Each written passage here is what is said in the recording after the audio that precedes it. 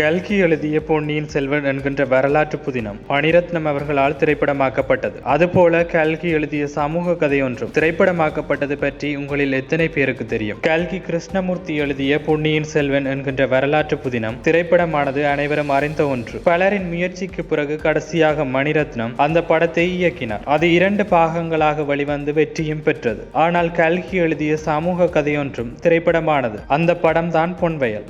A.D. Krishnasamy இயக்கிய இந்த படத்தில் D.R. ராமச்சந்திரன், அஞ்சலி தேவி, R.S. மனோகர் உட்பட பலர் நடித்திருந்தனர். துறையூர் ராஜகோபால் சர்மா இசையமைக்க ஜெயந்தி பிக்சர் சார்பில் D.R. ராமச்சந்திரன் தயாரித்து வழங்கியிருந்தார். கல்கி தனது வார இதழான கல்கியில் பொய்மான் கரடு என்ற தலைப்பில் ஒரு தொடரை எழுதினார். சேலம் மாவட்டத்தில் ஒரு பரந்த வறண்ட நிலத்தை பற்றிய கதைதான் அது. அங்குள்ள ஒரு மலை ஓய்வெடுக்கும் மான் போன்றது. அதனால் அந்த இடத்திற்கு பொய்மான் கரடு என்று பெயர் வந்தது.